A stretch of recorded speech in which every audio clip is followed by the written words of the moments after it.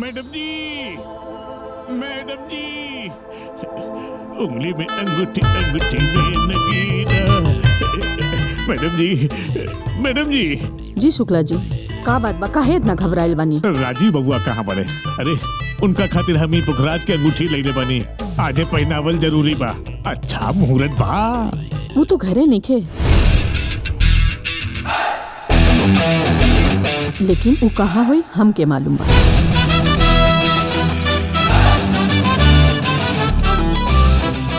दे, हम पहना दे। हाँ हाँ हाँ, पहना दी, आजे पहना दी। एक काम तो हो गई, अब दूसर काम। मुहूर्त निकल जाता।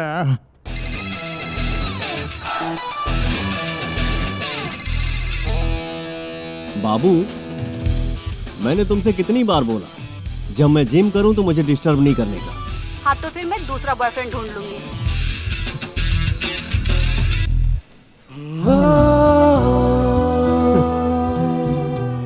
भूल जाओ तुम हमें, ऐसी कोई बात नहीं। और मैं खुद को भूल जाने दूं, ऐसी मेरी औकात नहीं। छोड़ दूंगी एक दिन तुमको। I love you.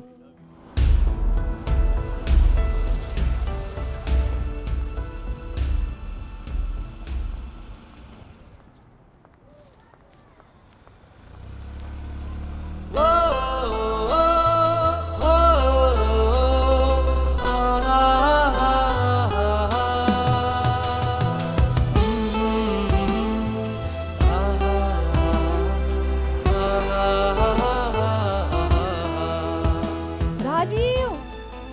Hi mom. Mom? अच्छा माई, अब खुश? हम कहाँ कहाँ खोजनी, तू यहाँ घूमत बड़ा। अरे माई, रतिया में तो हम घरे अइबे करती, पर इतना का जरूरी रहे? जरूरी रहे तबे आयल बानी।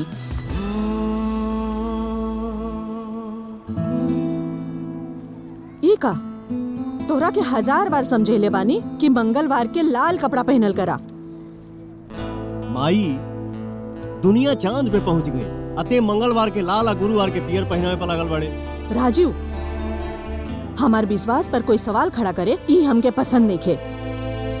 अगले मंगलवार से लाल कपड़ा पहिरबा, समझला? जी माई।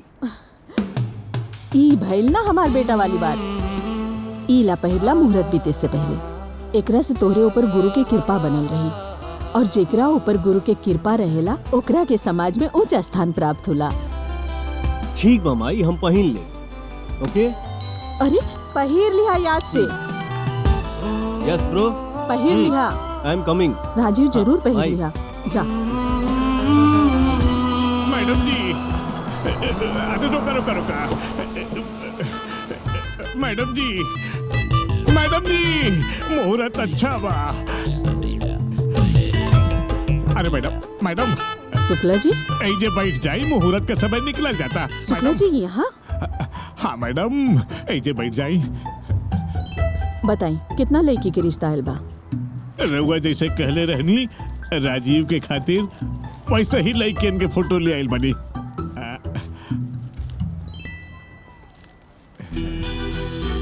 दृष्टि नाम है एकरा बाबूजी के स्कॉटलैंड में होटल के बिजनेस बा, और राजीव जी के साथ एकर कुंडली के 24 गो गुण मिल रहा बा। श्वेता सिंह लंदन में एकर परिवार के कंप्यूटर के बिजनेस बा।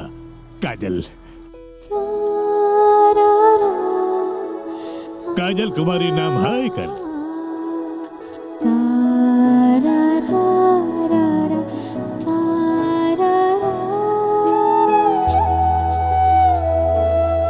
एकर पिता के लंदन में इवेंट्स मैनेजमेंट के बिजनेस बा। पूरा परिवार भारतीय संस्कृति और सभ्यता के पालन करे वाला बा। और सबसे बड़ी बात है मैडम कि राजीव के संगे एकर कुंडली के कुल 32 गो गुण मिल रहा बा। आए मैडम।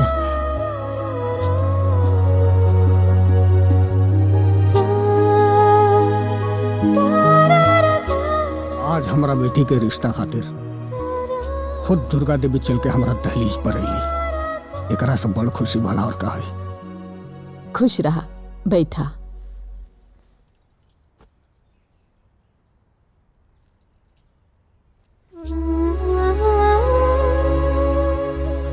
वाह, चांद से भी सुंदर बिया हमार पतो। लंदन में रहला के बावजूद हमरे मन में भारत बसेला। हम भारतीय परंपरा से शादी के पसंद करब। ई तब बड़ सौभाग्य के बात बा।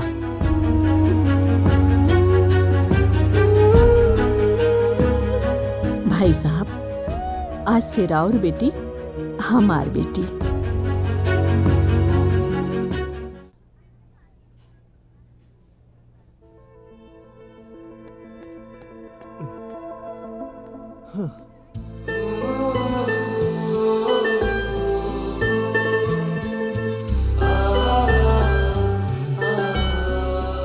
दिन भी समय से ना आ सकेला।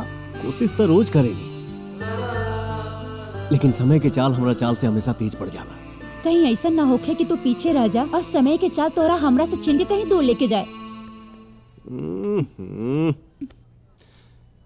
तुम नहीं मिली तो ऐसा नहीं कि मैं जान दे दूं, लेकिन वादा करता हूं जिंदगी भर किसी और का साथ नहीं दे सकता। जख्मी दिल की बात मत करो, हमार बात के सीरियस ले लो राजीव। आपन माँ से हमने के शादी के बात करो। ठीक बा, आज हम अपने माई से पक्का बात करब। अब बोला कहाँ मंगाई? Cold coffee. इतना हॉट होके कोल्ड पियबू? कॉफी कोल्ड चाहिए, लेकिन बॉयफ्रेंड हॉट। ओके। ई देखी मैडम, नहीं शुक्ला जी, वो दिनवा जो वो डील भइल रहे वही डील यहाँ पे लिखे के बा। हाँ, ठीक बा। यहाँ पे माई, हमके तो से कुछ कहे के बा। कहे के तो हम रहूं बा। अब ई बतावा, पहले तू कहबा या हम? अधिकार तो हार बा, पहले तू कहा। बेटा, आज एगो हम बहुत सुंदर लड़की देख के आयल बानी। इहे लगन में तोहार बियाह करब।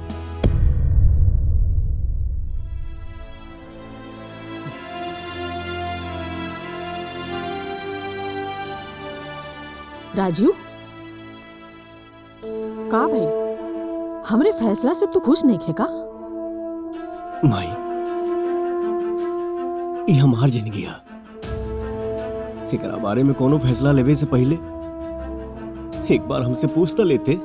आज तक तोरे जीवन के हर छोट बड़ फैसला हम कइले बानी, फिर आज फैसला करे खातिर हमके तोहार परमिशन लेवे की जरूरत पड़ी?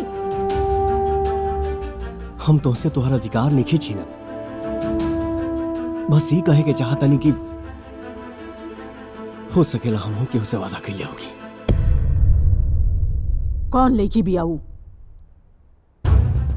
नैना नाम होकर हिंदुस्तान के रहे वाली हिया, यहाँ अपने मामा के संग रह ले। आज तक हमसे पूछ ले बिना तू आपन पसंद के कपड़ा तक ना पहनला, फिर तोहार हिम्मत कैसे हो गई बिना हमार मर्जी के कोनो लड़की पसंद करे के?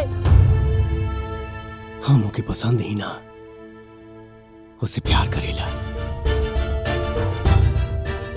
और उसे शादी करे के कसम भी कइले बानी। तो तोड़ दा अपन कसम।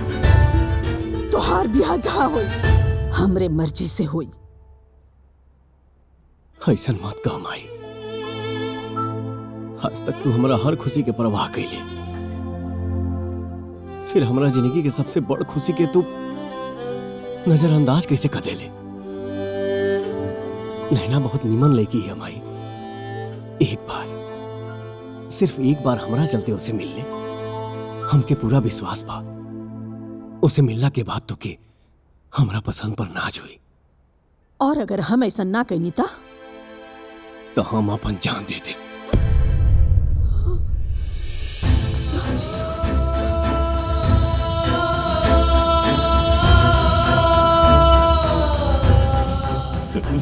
मैडम जी,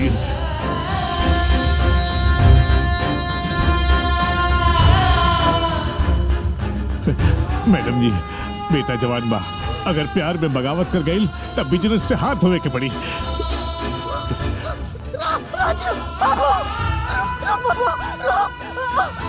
बेटा, तोर अगर यही मर्जी बना, हम नैना से मिल ले। थैंक यू माँ।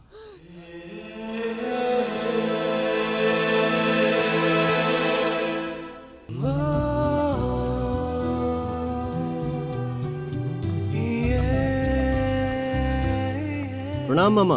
हाँ खुश रहा खुश रहा। तू कहाँ चल देला? तू जाना तारू हम सब कुछ छोड़ सकीला पर जिम ना। जा आराम से माई के साथे बैठा, हम गई नहीं आई नहीं। रुक जा राजीव, पता न काहे दिल घबरा रहल बा। अरे पागल, तू हमारे माँ से मिले जाता रू, कोनो ड्रैकुला से ना। आराम से बतियावा, हम आवते। ठीक बा। चल बिटिया। नैना, ऑल द बेस्ट। प्रणाम माँ। नमस्ते जी। कुंडली ले ले बानी लड़की के? कुंडली के आज तक कब्बो जरूरत न पड़ल। हाँ तो लड़की के जन्म के तारीख, समय, जगह मालूम होके के चाहिए ना। 15 जुलाई 1999। समय सुबह के 5 बजे। स्थान बनारस। बनारस। का बात बा शुक्ला जी, कैसन बा कुंडली? मैडम जी, लड़की के कुंडली देखला से मालूम पड़ा था कि लड़की तो मांगलिक बिया।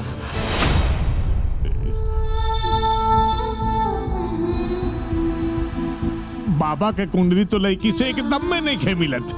अगर गलती से भी लड़की से बाबा के बिया हो गई, अब बहू बन गई, घर में आ गई, तो पूरे घर के विनाश हो जाई। बकवास है कुंडली। अगर ये कुंडली में ऐसा कुछ लिखल बा तो ये कुंडली के हम नहीं की मानत। तुहर नाम अल्लाह से तुहर भांजी के भाग्य न बदल जाई। मांगलिक बियाई एकरा खातिर कोनो मांगलिक लड़का ढूंढ ली। मांगलिक ना, लक्ष्मी बिया हमार भांजी। ये जौना घर में जाई वो घर के स्वर्ग बना दी। आप बहुत बड़ गलती कर रहे बानी मैडम। हम तुहर भांजी के तारीफ सुने नहीं की बैठल। एगो बात कान खोल के सुन ली दोनों जने। नैना के रिश्ता राजीव के संगे कब्बो ना हो सकेला। ई जन्म में तो का, अगले 7 जन्म तक ना। ए लड़की, तोरे भाग्य में ई घर के बहू बने के सौभाग्य में खे। तू हमार बेटा से दूर रहिए। गलती से भी ओकरे जीवन में घुसे के कोशिश कैली ना तो ठीक ना होई। शुक्ला जी, राजीव के बुलाई। रात के खाना हम राजीव के संगे खाई। जी मैडम। मांगलिक मांगलिक बिया।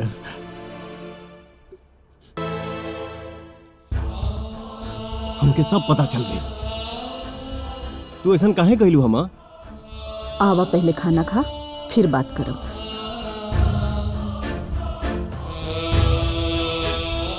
बेटा वो लड़की तोहरे लायक नहीं खे। ई तू कहता रू? ना, ओकर कुंडली कह रहल बा। हम नहीं की मानो तो कुंडली के जौन हमसे हमरा नैना के छीन लेबे। हम बियाह करब तो सिर्फ नैना से, वरना जिंदगी भर कुंवारे रहब। राजीव, हमके ना सुने के आदत नहीं खे। तोहरे आदत के चक्कर में हम अपना प्यार के कुर्बान नहीं कर सकत। अगर हम दे हैं तो नैना हमार प्राण हिया। अगर हम सीना हैं तो नैना उस सीना में धड़के वाली धड़कन। राजीव, तू होश में तो बड़ा। अब तक तो होशे में रानी हमाई, लेकिन तुहरा अंधविश्वास हमके बेहोश कर दिले बा।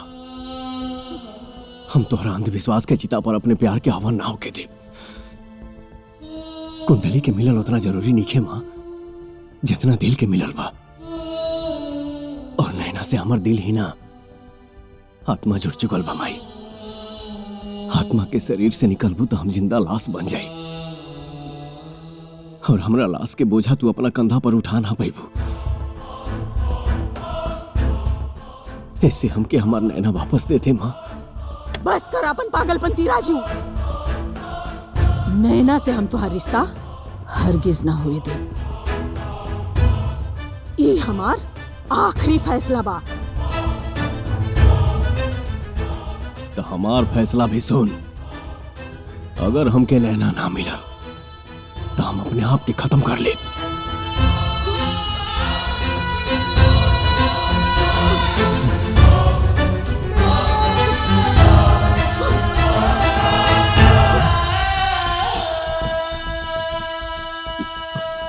मैडम जी, राजीव बाबा बागी हो गए बड़े। अब बागी इंसान पागल से भी ज्यादा खतरनाक होएला। अब का करी शुक्ला जी? रउआ के एगो सुझाव दी। जब घी सीधा उंगली से ना निकले तो उंगली टेढ़ा कर देने के चाहिए।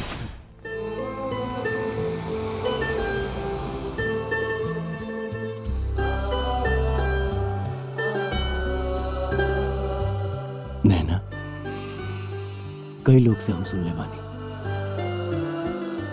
कि जेसिस ने मोहब्बत में अपने महबूब को खुदा कर दिया।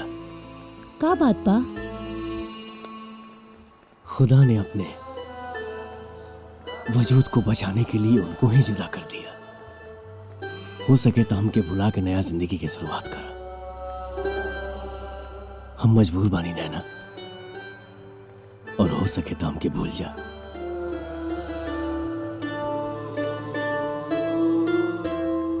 काहे सजा देवे कि का शानदार रस्म निभावतारा, शहर भी जलावतारा और हमार घर भी बचावे के चाहतारा। चल जा राजीव, तार जुदाई के भी स्वीकार कर ले। हम जैसे तारा प्यार के स्वीकार कैले रहनी, वैसे ही तारा जुदाई भी स्वीकार कर ले।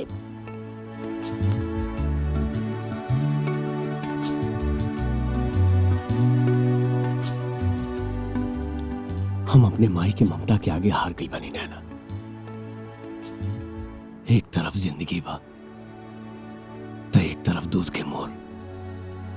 हम अपन जिंदगी हार के दूध के मोल चुकावल चाहता नहीं। राजीव, बहुत खुशनसीब बानी हम कि जितना दिन रहनी एगो लायक इंसान के साथे रहनी। बहुत सारा लोग तो 4 साल के प्यार खातिर आपन माँ बाप के वर्षों के प्यार भुला जाला, लेकिन हमके गर्व बा हमार प्यार खुदगर्जी से बच गए। जा राजीव, एगो नया दुनिया बसावा, लेकिन हाँ, हमरो ऊपर एगो एहसान करी हा कि हो सके तो हमरा सामने कब मत आई हा।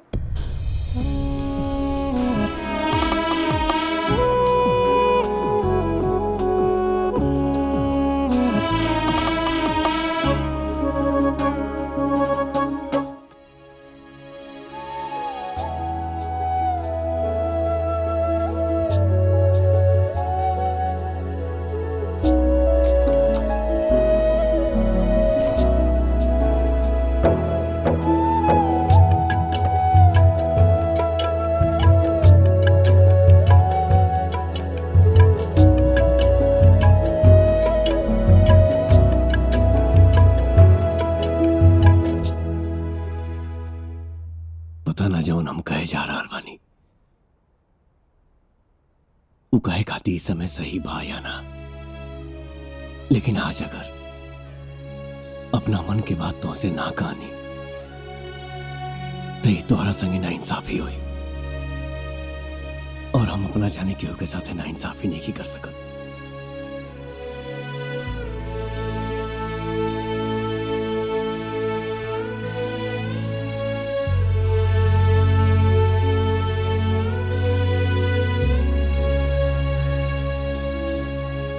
आप कह दी, हम सुन ले बानी, कह दिला से मन के बोझ उतर जाला।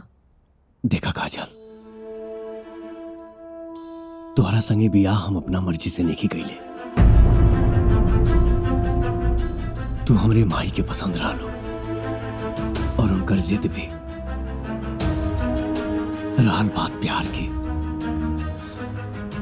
तब प्यार हम सिर्फ और सिर्फ नैना से कइले बानी। तो के ही घर में बहुत मान भी मिली और सम्मान भी। अब रहल बात पति धर्म निभावे की, तत्वों से आज एगो वादा करता नहीं कि जीवन में तोहरा सिवाय हम पत्नी के दर्जा केहू औरी के ना दे। तो आज हमको आपसे एको वादा करतानी, आपसे जीवन में कुछ ऐसा ना मांगब जौना से आपके दिल की तकलीफ पहुंचे। तू आराम से यहां सोच जा, और आज से हम वहां सुतब। सोच जा।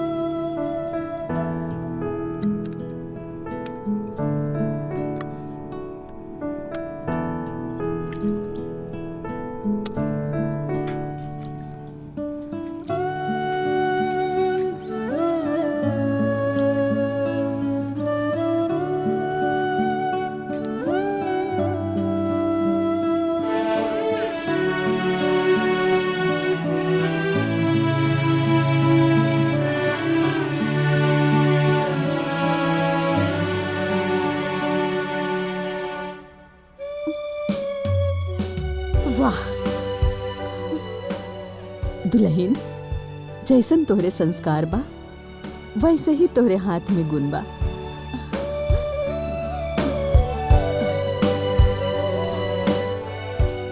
ला, ई हांडी छुआई के नेक बा। ला, ई कुल दियले की का जरूरत बा माँ जी? दिए के बा त ऐसन आशीर्वाद दी जौना से हम हमेशा अपने कर्तव्य के पालन कर सकी।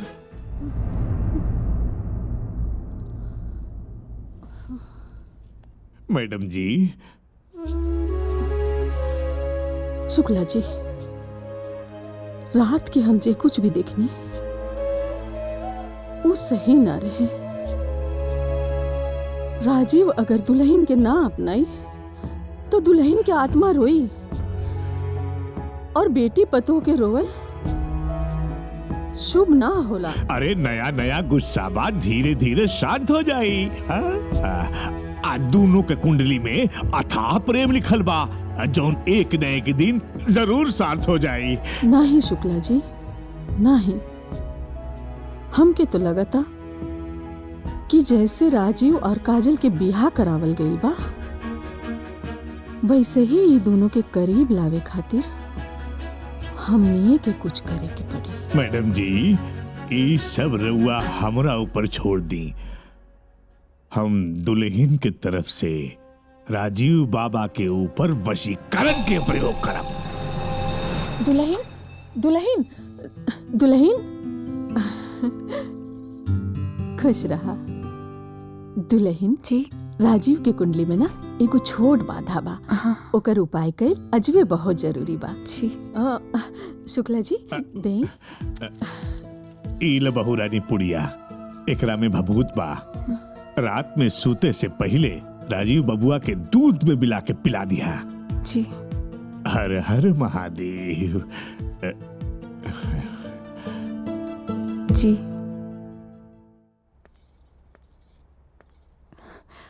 आ गई नहीं आप? कैसन रहल आपके दिन? बढ़िया। ठीक है, फ्रेश हो जाए, हम खाना लगा देता नहीं। ना ना, हमके भूख नहीं के, बस एक गिलास दूध देता।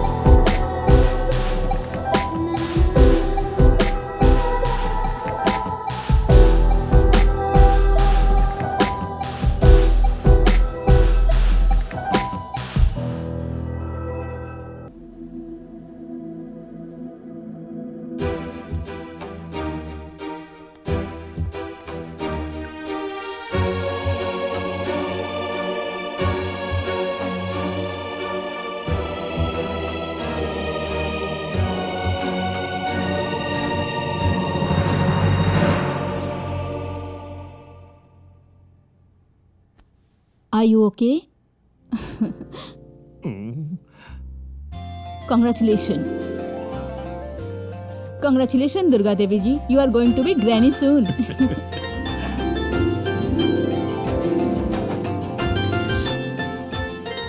Congratulations, everyone. शुक्ला जी, तनी बताई ना, आवे वाला संतान के योग का कहता? समय के योग से अब आवे वाला संतान बेटा बा। आई बेटा, रवा के घर में कुलदीपक बन के आई। एकरा आवे से ई घर के भाग्य बदल जाई, धन के वर्षा होके लगी। मैडम,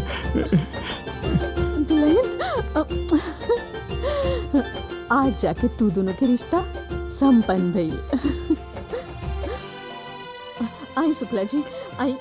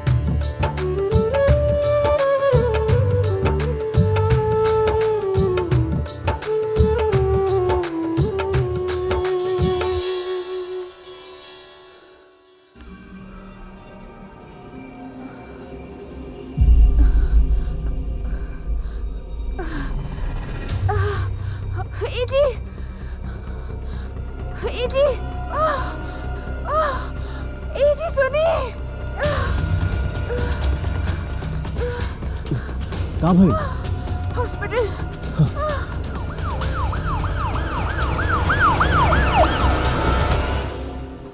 हमें डिलीवरी आज ही करनी पड़ेगी। मैडम जी, कुंडली के अनुसार चंद्रग्रहण के छुतका लागल बा। छुतका में आयल बच्चा और कुल खानदान के विनाश के कारण बनी। ऐसे हो सके तो डिलीवरी आज के बजाय कल करवाई। हमें ये बच्चा आज नहीं चाहिए, क्योंकि छुतका लग गया है और छुतका में जन्मा बच्चा खानदान के लिए अशुभ होता है। Sorry, that's not in my hand, sorry. Hello, yeah why not, I am just coming. Shukla ji, रवा जैसन कहले रहनी वैसे ही होता। हमार पोता जन्म लेवे से पहले करोड़ों के फायदा करा रहल बा। बेटा, हम जस्ट गई बाकी ये डिलीवरी आज ना हुए के चाहिए। चला। चलिए।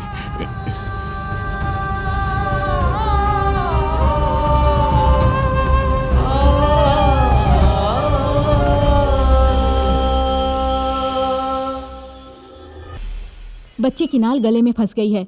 अगर अभी के अभी ऑपरेशन का डिसीजन नहीं लिया गया तो माँ और बच्चा दोनों की जान को खतरा हो सकता है।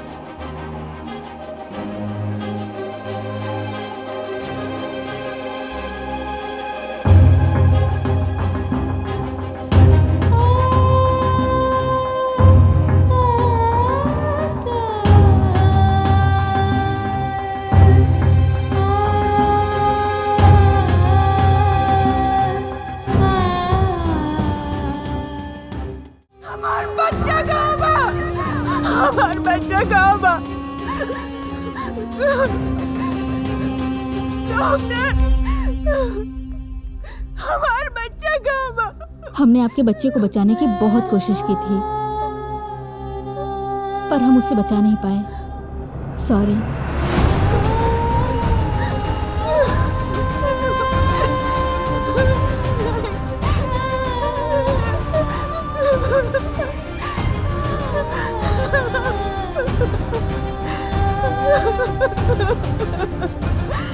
डॉक्टर, हमारा बच्चा हमने खिला दी।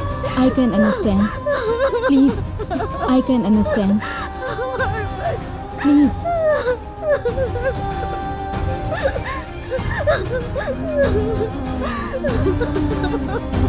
Relax. दुनिया में सब कुछ नहीं देता विधाता,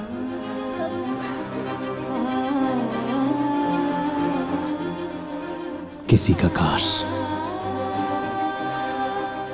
और किसी का अगर रह जाता है।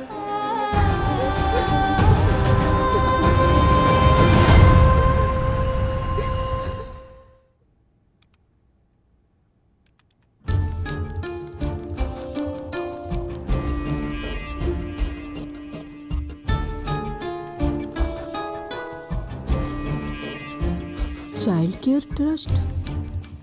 शुक्ला जी, शुक्ला जी। जी मैडम। ये 500 पाउंड हर महीना एगो ट्रस्ट में भेजल जा रहल बा और ई सिलसिला जारी बा पिछले 8 साल से। हम जान सकीला इतना पैसा ई ट्रस्ट में के भेज रहल बा? जी मैडम, राजीव बाबा। राजीव बाबा? जी। राजीव बाबा इतना चैरिटी कब से करे लगलन? मैडम, हर बार हम राजीव बाबा से सवाल पूछे की कोशिश कईनी, लेकिन हर बार वही कह के ये बात टाल गईले कि इस सवाल के जवाब देहल हम उचित नहीं की समझत। बैंक से इतना ट्रांजैक्शन हो रहल बा और रउआ हमके बतावल उचित ना समझनी? मैडम जी, राजीव बाबा के अकाउंट में ताक झाक करे के हैसियत हमरा नहीं खे। रउआ हैसियत नहीं रख सकत, हम तो रखे नहीं। जल्दी से जल्दी हमके इस चाइल्ड केयर के डिटेल चाहिए। हमहू तो देखी वहाँ चलत का बा। जी मैडम, पता करके बताइए।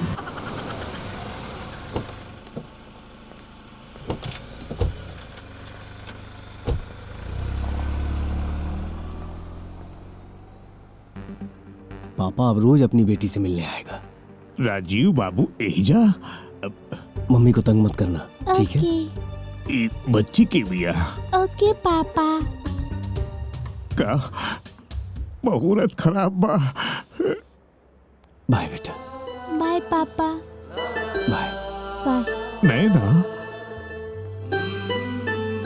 चुप जाता नहीं। बाय बाय पापा। बाय।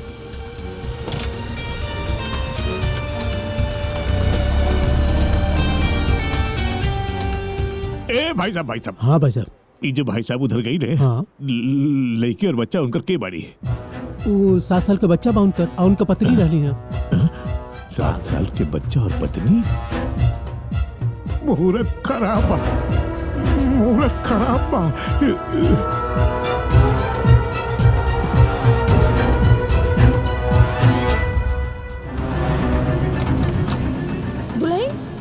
दुल्हन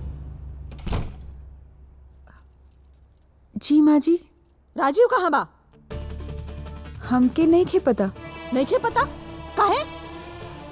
आज ले ये पूछल हम जरूरी नहीं के समझ ले कि वो कहाँ जानी कहाँ ना। मेहरारू बाड़ू तू ओकर हर बात जानल तो हर हक और फर्ज दोनों बा। बात का बा माँ जी, बोली ना। आज तक तू पूछले बाड़ू राजीव से? तो हर गोदी आज ले सुन काहे बा? तू पूछले बाड़ू अपन पति से कि कबो ई पूछले बाड़ू ओकरे मन में औलाद के चाहत काहे नहीं खे? कोनो बात भइल बा का माँ जी? हाँ, बात भइल बा। दुल्हन, शादीशुदा मर्द आसमान में उड़त पतंग जैसन होला। ओकरा के तनको छूट देबू ना तो वो कहीं निकल जाई। का भइल बा माँ जी? राजीव के संबंध आज भी नैना के संगे बा। और तो और राजीव के एगो बेटी भी बिया नैना से। बतावल हमार काम रहे, अपन घर बचावल तुहार काम बा।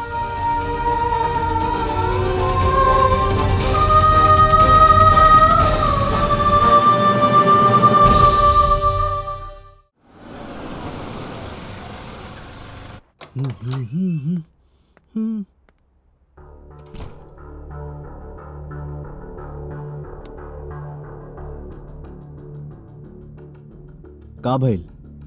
तबीयत ठीक नहीं का? सुहाग रात में हम आपसे एगो वादा कैले रहनी कि आपसे कहियो कुछ न मांगब, लेकिन आज हम आपसे अपना वादा तोड़े के अधिकार मांग रहल बानी। भइल का? आपसे एगो सवाल के जवाब चाहिए। वो सवाल है, आजले हमने के बच्चा काहे न भइल? अरे बच्चा दिहल ना दिहल ऊपर वाले के हाथ में बा। जब होके के होई हो जाई, लेकिन आज अचानक बच्चा के बात कहाँ है? नैना कहाँ बाड़ी? हमके नैना के बारे में कुछ नहीं के पता। हम तो ब्रेकअप के बाद आज ले उनसे मिलल भी नहीं की, लेकिन आज अचानक नैना के बारे में सवाल का है? औरत है ना, पति के खोए के डर हमेशा लागल रहेला।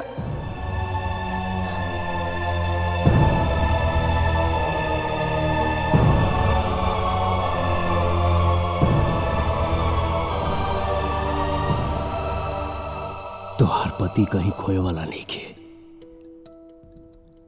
हमार पत्नी हमार जान है। तोहरा बगैर हम अपना जिंदगी के कल्पना भी नहीं कर सकत।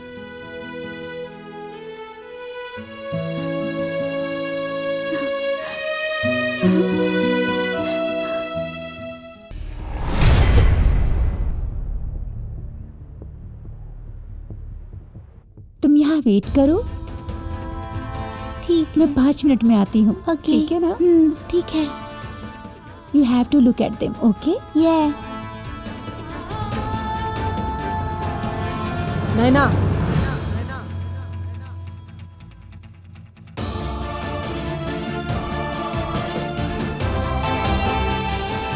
कहीं मैडम, आज मांगलिक लड़की से कौन काम पड़ गई?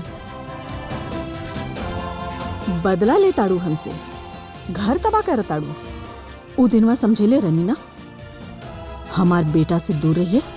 हमके समझौला से अच्छा रही कि आप अपना बेटा के समझा देती। तहे हमके समझेबी कि का करे के चाही का ना। ई बताओ, हमार बेटा के छोड़े के का लेबी? वाह मैडम, सौदेबाजी कैसे होला केहू आपसे सीखे। लेकिन एक बात याद रखब, कुछ लोग अनमोल होखेला। ना उ पैसा से खरीदाला, ना उ पैसा से बेचाला। जाए दुर्गा देवी जी। ए लड़की, हमसे बात कैला के ना तो तोर उम्र बा और ना हैसियत। जाता नहीं हम। बाकी एगो बात याद रखी है, हमार बेटा के सिर से दोनों माई बेटी के भूत उतर जाए के चाहिए, नहीं तो तू दोनों की दुनिया से उठवा दे। दुर्गा देवी नाम बा हमार, दुर्गा देवी।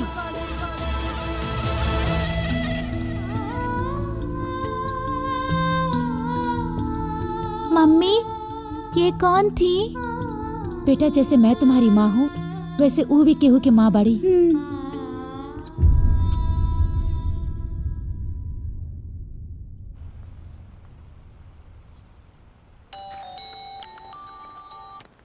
हेलो राजीव, कहाँ बड़ा तू? हम कब से फोन ट्राई करता नहीं। तुमके पता बना ये हमारा ऑफिस के टाइम है और ये समय हम कोनो तरह के डिस्टरबेंस पसंद ना करेनी। समझ में आइल? और वैसे एक बात बता दी, हमारे को जरूरी मीटिंग बा। हाँ राजीव, जीवन में बहुत सारा चीज मीटिंग से ज्यादा जरूरी होला। अभी के अभी 10 मिनट में तू हमरा से कॉफी हाउस में मिला।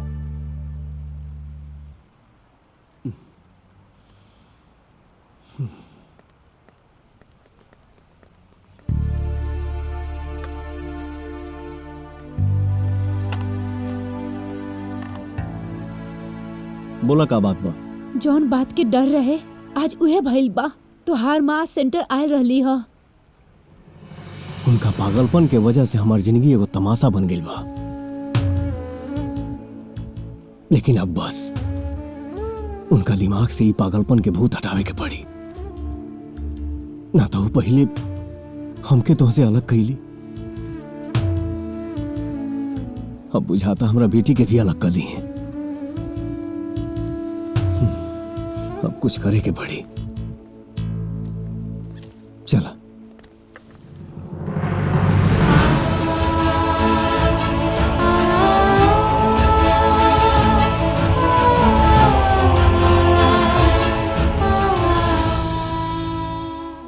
आपन पसंदीदा फिल्म देखे खातिर डाउनलोड करी दंगल प्ले ऐप।